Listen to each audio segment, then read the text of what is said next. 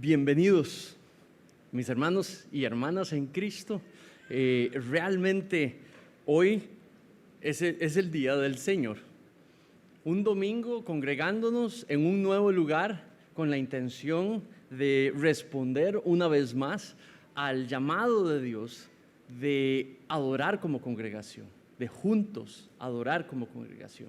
Y Dios ha provisto un nuevo lugar usando una iglesia hermana que en su gracia, la del Señor, han compartido su casa con nosotros y hoy estamos aquí juntos haciendo eso realidad. El deseo de ellos, el deseo del Señor por medio de ellos, y aquí juntos buscando escudriñar ahora la palabra de Dios, utilizando lo que esté escrito allí para que podamos juntos dar servicio de adoración. Así que les voy a pedir, porfa, si pueden abrir sus Biblias en el Evangelio de Juan y allí en el capítulo 1. Capítulo 1. Y vamos a leer los primeros 13 versículos. Y vamos a dejar que esos 13 primeros versículos nos abran y nos permitan empezar esta serie que quiero compartir con ustedes en las próximas 3 semanas, que es sobre el significado del nacimiento de Cristo. Juan, capítulo 1, versículos 1 al 3, y leo para ustedes. Juan, capítulo 1, versículos 1 al 13, y leo desde la versión de las Américas, nueva versión de las Américas, y dice así: En el principio ya existía el Verbo, y el Verbo estaba con Dios, y el Verbo era Dios. Él estaba en el principio con Dios. Todas las cosas fueron hechas por medio de Él, y sin Él nada de lo que ha sido hecho fue hecho. En Él estaba la vida, y la vida era la luz de los hombres. La luz brilla en las tinieblas, y las tinieblas no la comprendieron. Vino al mundo un hombre enviado por Dios, cuyo nombre era Juan. Este vino como testigo para testificar de la luz, a fin de que todos creyeran por medio de él. Versículo 8. No era él la luz, sino que vino para dar testimonio de la luz. Existía la luz verdadera que al venir al mundo alumbra a todo hombre. En él estaba el mundo, y él estaba en el mundo, y el mundo fue hecho por medio de él, y el mundo no lo conoció. A lo suyo vino, y los suyos no lo recibieron, pero a todos los que lo recibieron les dio el derecho de llegar a ser hijos de Dios. Es decir, a los que creen en su nombre, que no nacieron de sangre, ni de voluntad de la carne, ni de la voluntad del hombre, pero solo de la voluntad de Dios. Juan, alguien que experimentó a Jesús en persona por varios años, nos habla que Cristo, el significado del nacimiento de Cristo es vida, y el significado del nacimiento de Cristo es luz. Y vamos ahora a escudriñar esa verdad en los siguientes minutos. Por favor, le pido que ore conmigo y pongamos este ratito en manos del Señor. Padre, venimos a ti confiados de que esta es tu palabra. Y venimos confiados, Señor, que en esta mañana tú, varios miles de años atrás, Señor, escribiste este texto usando un hombre común y corriente, pecador igual que nosotros, para darnos a entender algo sobre ti. Algo sobre ti que tiene relación inmediata en nosotros, con una intención específica, Señor, y es que vivamos bajo la autoridad de esa verdad. Y hoy, Señor, venimos a ti pidiéndote que hagas tus propósitos por medio de este texto en cada uno de nosotros, para que la verdad que Él despliega, Señor, o despliegue en esta mañana, pueda ser utilizado para tu gloria y como autoridad en nuestras vidas. Pedimos esto en el nombre de tu precioso Hijo Jesucristo. Amén. ¿Qué significa para usted el nacimiento de Cristo? ¿Cuál es el significado que le has dado a través de estos años? que ha llegado hoy a lo que haya sido, que sea ese significado, lo que signifique para ti hoy. Porque en estos 13 versículos, eso es lo que Dios quiere que signifique para usted y para mí. Juan, alguien que conoció a Cristo en persona, quiere que esos 13 versículos definan el significado del nacimiento de Cristo para usted y para mí. Quiero que pienses en lo siguiente, imagínate lo siguiente. Esto es una pequeña historia para ilustrar lo que toda la sección quiere enseñar. Esto es un hijo, esto es un joven que viene donde su padre y le pregunta: papá, escuché en la calle que la luz vino al mundo. ¿Qué quiere decir eso?, le pregunta el joven, y el padre le responde: hijo, yo sé qué significa esa frase. Hoy, tarde, cuando vengas regreso de casa, te lo voy a explicar. Y el hijo, el joven, cuando regresa a casa, nota que la casa está completamente en oscuras. Y cuando llega a la puerta hay una nota que dice: no entres hasta que puedas percibir una luz dentro de la casa. Y una vez que veas la luz dentro de la casa, puedes entrar. Busca la luz. El joven llega a la casa, llega de noche, ve la casa en tinieblas, ve la nota y entra por la puerta de la casa. Y de pronto puede notar que en algún sector de la casa se puede ver el resplandor de una luz. Entonces obedece y entra y busca la luz y persigue la luz. Cuando llega donde ésta, se da cuenta que está en la sala. Una sala invadida por la tiniebla, invadida por la oscuridad, pero hay una luz que emana de una vela. Junto a la vela está una Biblia abierta, y está abierta en un específico capítulo de un libro específico, y a la par del versículo que está subrayado hay una nota que dice: lee el versículo. Y entonces lee el versículo, y el versículo dice: tanto amó Dios al mundo,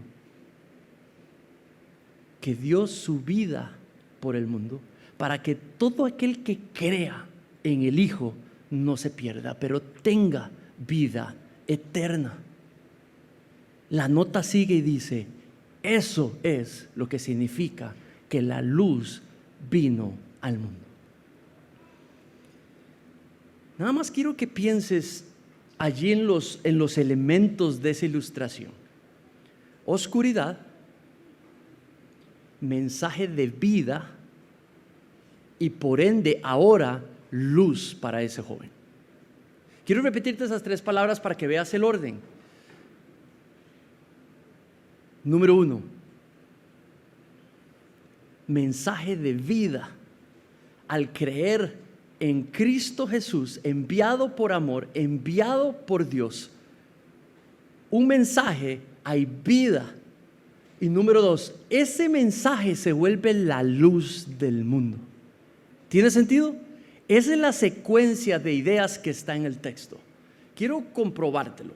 En esta mañana lo que busco es que tú y yo podamos celebrar el nacimiento de Cristo. Que Navidad y pronto, de las próximas semanas, podamos utilizar las siguientes semanas para celebrar el nacimiento de Cristo. Pero celebrándolo como Dios ha revelado que quiere que sea celebrado. No como tú y yo decidamos celebrarlo. Celebrándolo lo que Dios ha dado a conocer, porque quiere que lo celebremos.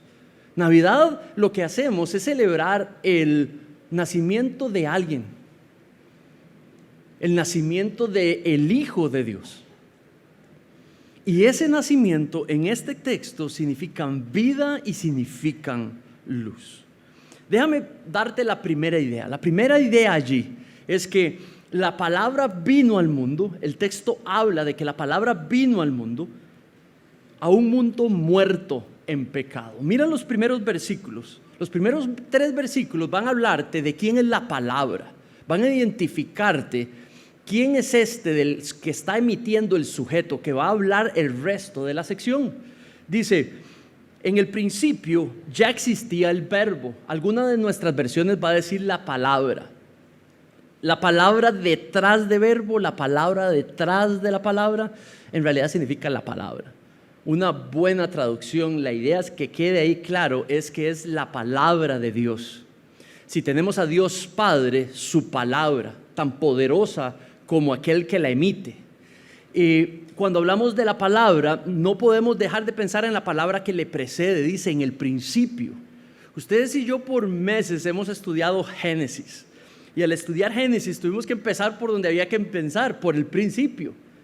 Y hablaba de la creación, y hablaba específicamente de que había tinieblas, y cómo Dios emitió su palabra, y con sus palabras, no con sus manos, no con sus acciones, dice que fue con sus palabras, y Dios dijo, hágase la luz, y la luz se hizo. Y ese escenario de Dios con su palabra, creando las cosas por el poder de su palabra, es lo que Juan quiere que usted y yo pensemos a la hora de leer esta sección. Por eso dice, en un principio. Entonces, en Génesis estudiamos por bastante tiempo cómo la palabra poderosa de Dios lo creó todo y lo ordenó todo en 7 días. Y cómo todo fue creado en un orden perfecto para vivir reflejando la creación de Dios, la imagen perfecta de Dios. ¿Se acuerdan? Vivimos cómo Dios creó el hombre a su imagen para que pudiese reflejar la imagen perfecta de Dios, haciéndolo en una relación con Dios, dependiente de Dios, viviendo para servirle a Dios y viviendo para adorar a Dios. Y el pecado entró, estudiamos, y el pecado lo que hizo fue que estropeó esa capacidad del ser humano de vivir para ese propósito. Y lo que Juan, el discípulo amado, está describiendo en estos 13 versículos es que Dios echó para atrás los efectos del pecado. Y entonces va a hablar de la palabra, de Cristo, de Jesucristo, la segunda persona de la Trinidad, que fue enviado, y le llama en el texto la palabra. La misma que lo creó todo, y empieza a describirlo. Dice, en un principio ya existía la palabra o el verbo. ¿Por qué esta diferencia entre verbo y palabra? Hay muchas teorías, pero voy a tal vez para no entrar, no es un detalle importante. Lo que quiero que notes es que es la palabra creadora de Génesis, de ella está hablando, y por eso habla de una palabra activa, y por eso escogen la palabra verbo. Pero en realidad es mejor decirle que es la palabra activa, poderosa, creadora de Dios, la que existía antes de que todo fuera creado. Dice que estaba con Dios. Entonces nada había sido creado y esta palabra ya estaba allí, coexistiendo con Dios, gobernando con Dios. Dice el versículo 2, Él estaba en el principio con Dios. Todas las cosas fueron hechas por medio de Él, y sin Él nada de lo que ha sido hecho fue hecho. Entonces está hablando de Dios mismo. Dios, el Hijo, la palabra, su palabra creadora, toda poderosa, es el sujeto de la oración. El que preexistía con Dios. Entonces, de esto está hablando. Mira cómo lo describe Filipenses 2:6. Y no tienes que ir allí, pero te lo voy a leer. Dice, el cual, hablando de Cristo, aunque existía en forma de Dios, no consideró el ser igual a Dios como algo a que aferrarse, sino que se despojó a sí mismo, tomando forma de siervo, haciéndose semejante a los hombres. La palabra creadora de Dios, poderosa creadora de Dios, se hizo hombre. Versículo 3 al final dice, nada de lo que ha sido hecho fue hecho si no es por Él. Entonces estamos hablando de Dios en persona viniendo al mundo, tomando la postura de hombre y viniendo con un propósito al mundo. Me está hablando de la palabra que es todo soberana, creadora, en control de todo lo que hay en la tierra. Ahora, la segunda idea que tenemos es de que la palabra dio su vida y al dar su vida emitió un mensaje que lo que hizo fue alumbrar, dar luz a los hombres. Esta palabra creadora todopoderosa tomó forma de hombre, pero vino al mundo y dio su vida y al dar su vida emitió un mensaje que se volvió la luz de los hombres. Mira el versículo 4, dice: en él estaba la vida y la vida era la luz de los hombres. Juan en todo el capítulo nos va a hablar de distintos conceptos, pero si hay algo que Juan va a hablar es de vida y luz. Esos dos conceptos van a estar presentes en todo el libro. Por ejemplo, yo soy la luz. Yo soy la luz, dijo Cristo. Yo soy la luz de los hombres. Yo he venido al mundo para ser la luz de los hombres. Entonces Cristo en persona está hablando que hay algo que Él dijo, algo que Él vino a hacer, que se volvió la luz para que los hombres puedan pasar de la oscuridad a una vida en la luz. Entonces cuando habla de luz, no está hablando de un árbol de Navidad. Normalmente relacionamos en Navidad mucho luz con un árbol lleno de luces. No está hablando de luz como una esencia, algo que nos da o algo que venimos y o recibimos de parte de Él. Cuando habla de luz en el término, lo utiliza en sentido de un mensaje que se vuelve guía, se vuelve luz de salvación para el resto de las personas. Y lo que sucede es que las personas o toman la luz y la reciben, o la ¿qué? La rechazan, ¿verdad? Entonces dice, en él, en la palabra, estaba la vida. Hay un pasaje en Juan 5:26. Mira lo que habla sobre la vida de Cristo. Porque así como el Padre tiene vida en sí mismo, así también ha concedido al Hijo el tener vida en sí mismo. La palabra todopoderosa dice que la vida estaba en Él. Ahora, Juan 3:16, un poquito, unos 3 capítulos más adelante, y don Dani nos va a hablar el 25 de diciembre de que el significado del nacimiento de Cristo es misión, y se va a basar en este pasaje. Pero lo adelanto, cuando dice, tanto amó Dios al mundo, el mismo pasaje que leyó el joven, tanto amó Dios al mundo, que envió a su Hijo, para que todo aquel que crea no se pierda, sino que tenga vida eterna.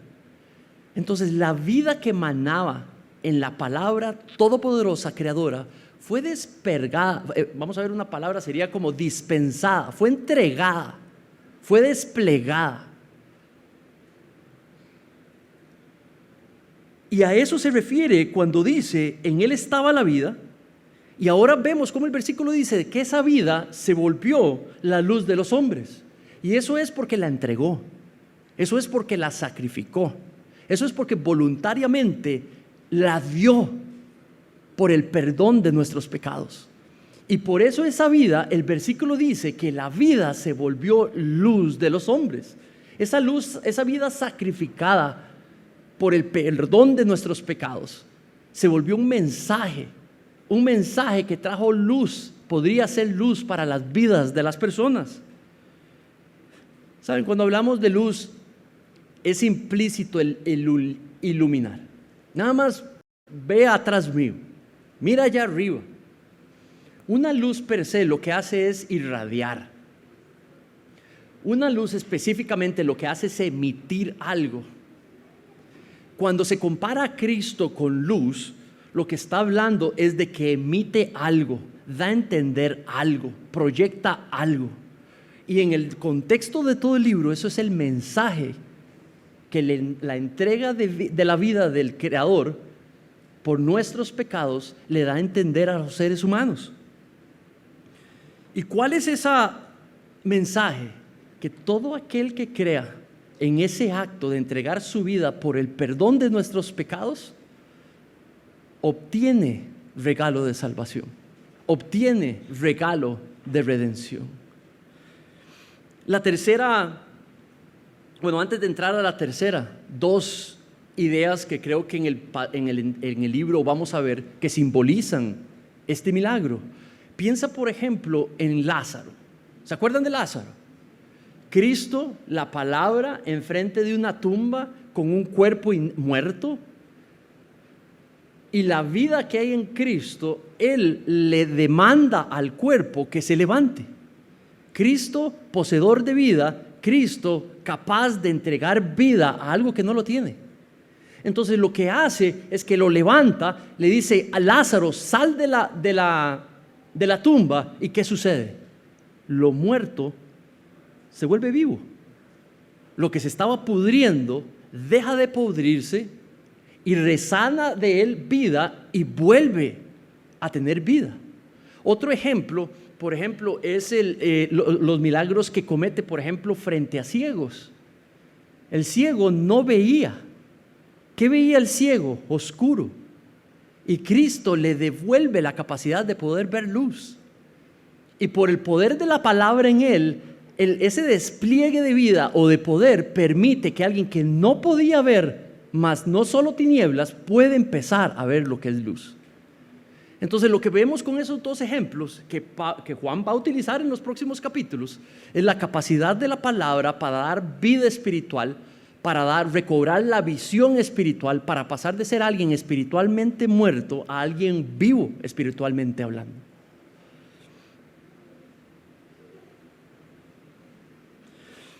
La tercera idea, esta luz alumbra el pecado, y porque alumbra el pecado, algunos no la aceptan. Mira el versículo 5. La luz brilla en las tinieblas, y las tinieblas no lo comprendieron. Si hay algo que hace la luz en la vida de una persona, es alumbrar lo que hay en el cuerpo de la persona. En estos momentos, lo que está apuntando a mí fuertemente les permite a ustedes y a mí poder ver lo que hay, poder ver más claramente lo que hay. ¿Tiene sentido? Lo que hace la luz de Cristo es que el mensaje de salvación de Cristo, el mensaje de redención de Cristo, es que usted y yo hemos pecado contra Dios, y que el pecado no ha sido uno, que el pecado simplemente nos ha corrompido, que el pecado nos ha dominado, que se ha vuelto nuestro Señor. El mensaje de salvación lo que habla es que el pecado no solamente son acciones, pero también es nuestra propia esencia, que buscamos, estamos inclinados a hacer no la voluntad de Dios, pero la propia, y por eso nos designan pecadores. Y el mensaje de redención, el mensaje de salvación también habla que esto nos separó de Dios, que no hay nada bueno en usted y en mí,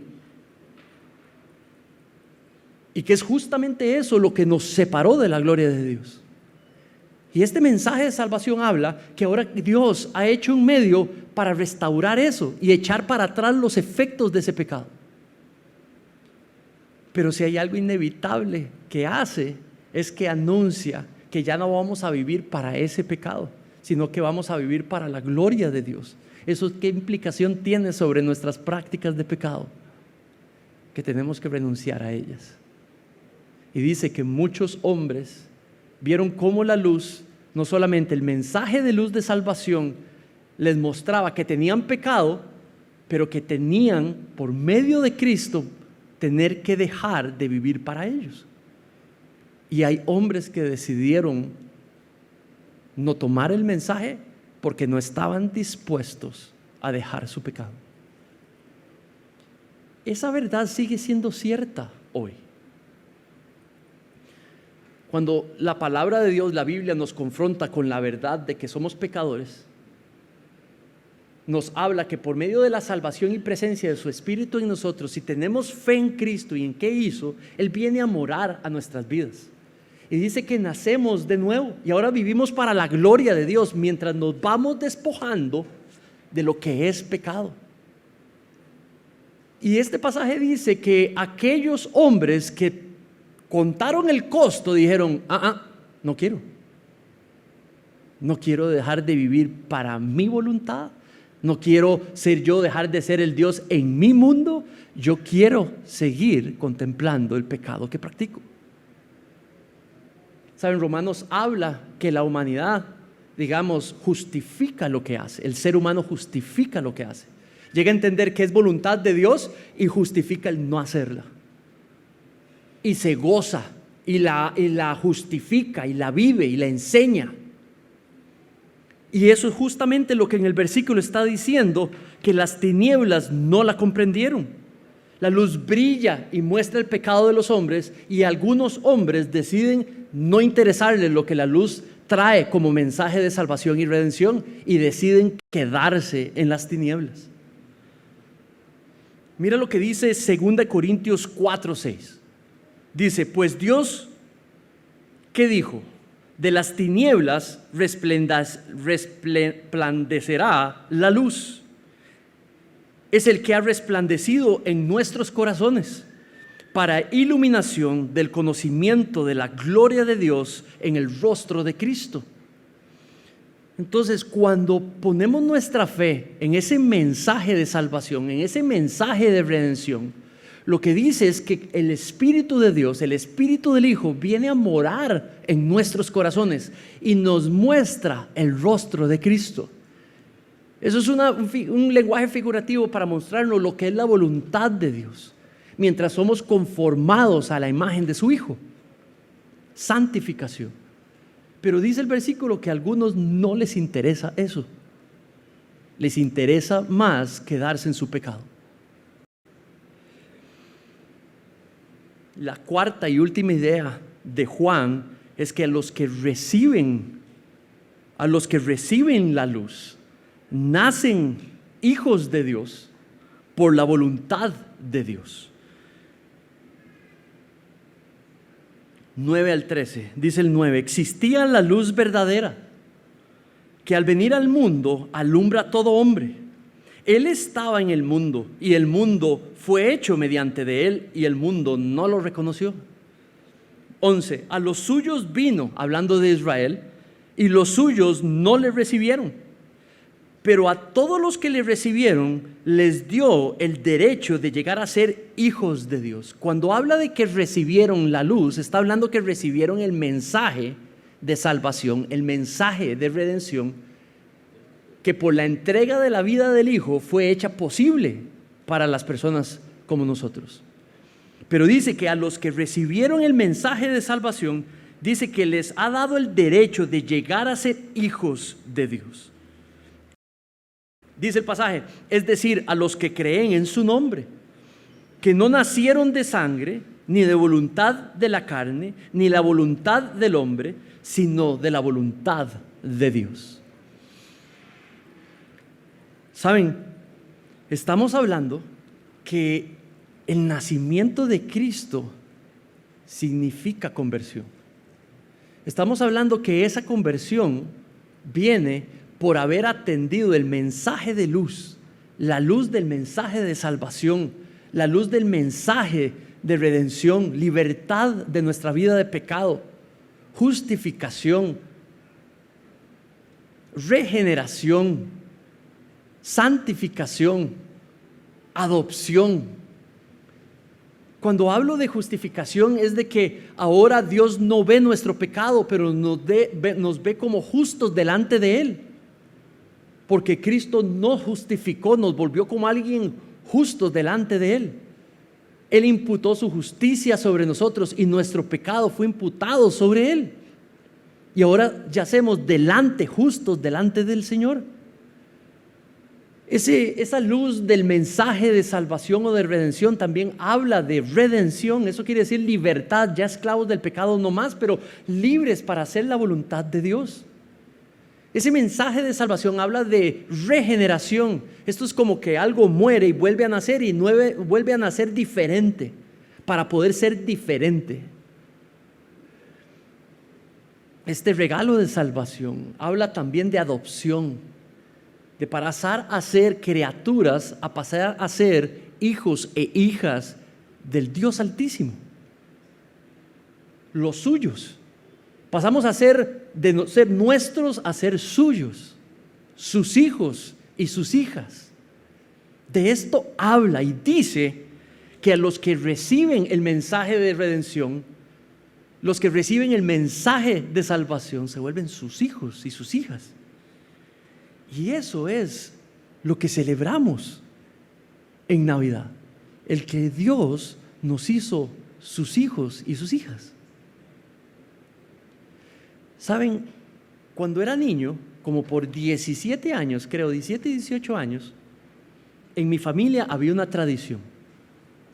El 24 de diciembre llegamos todos los chiquillos, todos los primos, a la casa de mis abuelos. Y cuando llegábamos a la casa de mis abuelos estaban oscuras. Llegábamos como a las 5 de la tarde y más o menos ya para las 6 el jardín era una gran propiedad, todo oscuras y la casa a oscuras. Y no teníamos permiso de ingresar a la casa hasta que se prendiera una luz.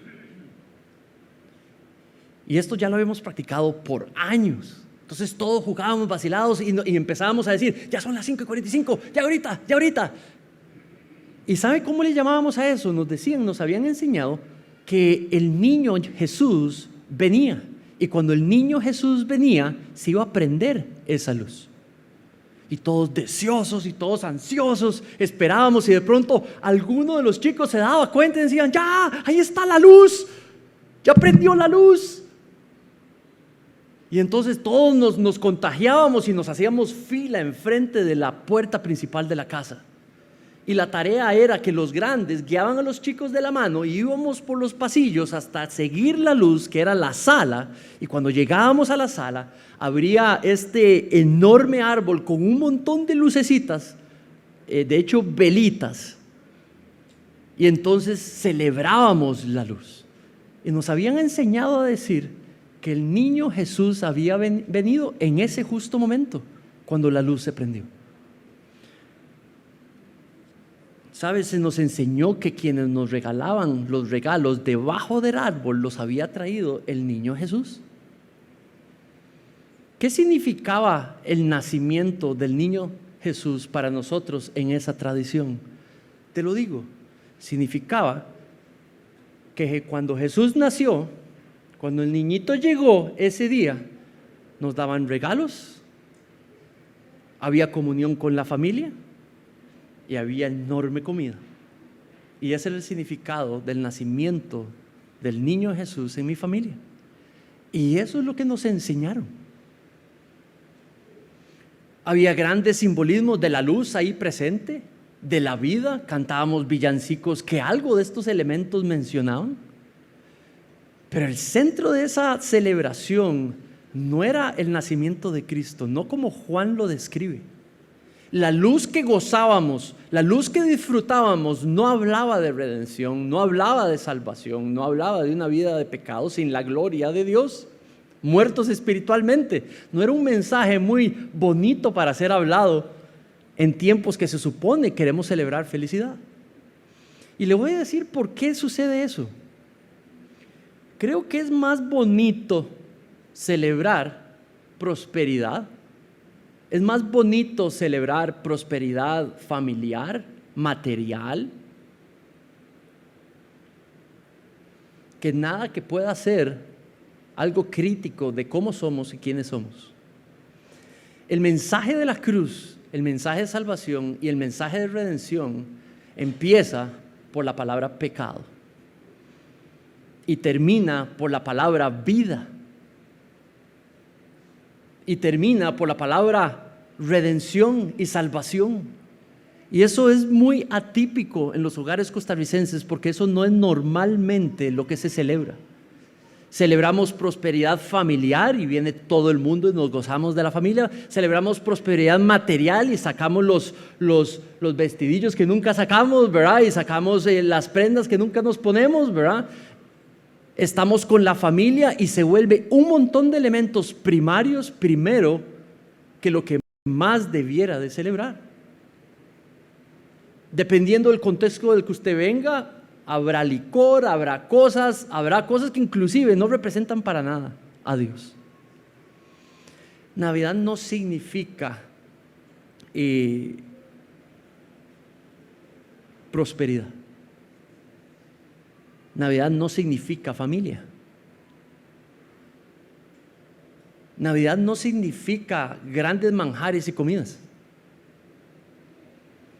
Navidad significa celebrar el significado del nacimiento de Cristo, que es que entregó su vida por aquellos que éramos pecadores, y aun cuando éramos pecadores, Dios entregó la vida en el Hijo para que nosotros pudiéramos tener vida.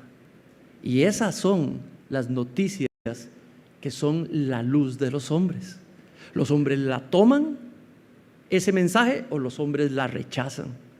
Aquellos que la rechazan siguen como criaturas en su pecado y pagarán por su pecado, pero aquellos que la toman, el mensaje que se vuelve la luz de los hombres, tendrán vida.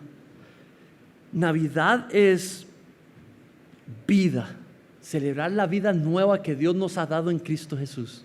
Lo que tú celebras en Navidad es el significado de ese nacimiento, el que eres salvo, el que eres salva, el que ha sido redimido, redimida, el que Cristo murió por ti y por mí. Ese es lo que significa el nacimiento de Cristo, y eso es lo que debiéramos nosotros de celebrar primariamente en nuestro tiempo de Navidad. Familia, comida, son cosas secundarias que no cambian mayormente a una persona. Pero cuando usted vuelve el Evangelio, las noticias del Evangelio, el centro de sus festividades, eso puede transformar no solamente una persona, pero las siguientes generaciones. Mis hermanos, cuando el versículo termina diciendo, versículo 11, a los suyos vino y los suyos no lo recibieron, pero a todos los que lo recibieron les dio el derecho de llegar a ser hijos de Dios, es decir, a los que creen en su nombre. Versículo 13, que no nacieron de sangre, que no nacieron de la voluntad de Dios, ni de la voluntad del hombre, sino que nacen de la voluntad de Dios. Hay tres voluntades que quiere bajarle el poder. ¿Cuáles son? Y hay una voluntad que quiere subirle en poder. Obsérvalas. Dice, no nacieron de sangre. El Hijo de Dios no sale de la procreación, ni de la voluntad de la carne. Los hijos de Dios no vuelven a nacer, no son, los cristianos no son convertidos, dice aquí, por una decisión en sus fuerzas, de dejar de hacer algo para volverse algo nuevo. Dice allí que ni de la voluntad propia de la persona, porque la verdad es que la Biblia entera enseña que la voluntad natural de la persona es quedarse en las tinieblas. Dice, pero de la voluntad de Dios. Nuestra salvación no es un mérito, es el mérito de Dios. Lo que celebramos con el nacimiento del niño es que el niño creció y murió, que el cuerpo del niño fue asesinado, que fue ultrajado, el cuerpo del niño ya hecho adulto, por tu y mi salvación. Y ese es el significado primario, que por medio de sacrificio hubo vida. Tal como una semilla tiene que morir para que genere vida, el Hijo de Dios murió para que tú y yo tuviésemos vida. Y es esa vida nueva que por gracia recibimos lo que es el significado primario de la Navidad. Cuando ustedes en esta Navidad celebren el nacimiento de Cristo, van a estar celebrando la grandeza de Cristo per se, la pequeñez de nuestras pruebas, la pequeñez de nuestras dificultades en comparación con la grandeza del Cristo resucitado. Cuando ustedes y yo celebremos en Navidad y contemplemos nuestras faltas, nuestras debilidades, nuestros pecados, más grande se hace el perdón recibido por la muerte de Cristo. Cuando ustedes y yo en Navidad contemplemos la grandeza del perdón que hemos recibido, más preciosa, más pura, más celebrable es esta vida que ahora en Cristo podemos vivir. Amén. Vamos a orar. Padre,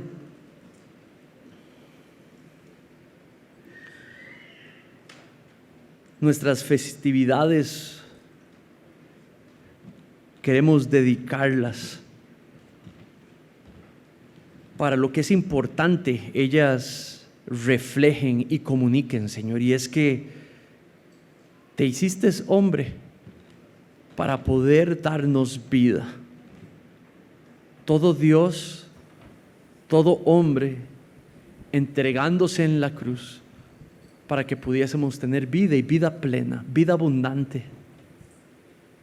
Esa es nuestra celebración. Padre, tú conoces mi corazón, tú conoces el corazón de cada uno de nosotros aquí presentes, conoces el lugar que le hemos dado a la salvación que has dado por medio de tu Hijo Jesucristo. Señor, si aquí hay alguien presente que dude de esa salvación, si aquí hay alguien presente que dude si creer en esa salvación, en esa vida sacrificada, en esa vida que ofreces plena hoy, te quiero pedir, Señor, te queremos pedir por él y por ella, para que no pase ni un día más, Señor, y puedas convencerle y permitirle ver esta verdad como una verdad tuya para él o para ella, y pueda abrazarla y hacer esta verdad el objeto de su adoración por el resto de sus días. Que le puedas permitir ver, Señor, su pecado, cómo este pecado le ha separado de ti, y que pueda venir y confesártelo, entregártelo y pedirte perdón. Y que por medio de ese acto de fe en lo que hiciste para pagar por esos pecados, esa persona pueda recibir no solo su conversión, su regalo de salvación, Padre, pero la presencia íntima de tu Espíritu en él. Guíale en esta mañana para tu gloria a venir a hablar, confesar y a recibir ese regalo de salvación para ti. No le dejes ir, Señor, sin volver esa verdad algo fuerte en su corazón. Señor, para el resto de nosotros que hemos aceptado nuestra salvación en Cristo y lo hemos declarado nuestro Señor y Salvador, te pedimos, precioso Padre, que puedas presentar estas semanas de diciembre, Señor, como semanas de celebración de tu cuerpo y tu sangre derramada por nosotros, celebración de esta vida nueva que tenemos en Cristo Jesús, celebración que podemos seguir y declararnos discípulos de tu Hijo y seguirlo, celebración de que podemos, Señor, vivir la vida confiando que nos vas moldeando, nos vas santificando a la imagen de tu Hijo, celebrando el hecho, Señor, que somos salvos por gracia y que el poder de tu evangelio trabaja activamente en nuestros corazones, volviéndonos más como la imagen de tu Hijo, Señor. Padre, que hoy podamos celebrar cada domingo de diciembre, Señor, nuestra redención y nuestra salvación para tu gloria. Te damos gracias, te damos toda la gloria a ti, en el nombre de tu precioso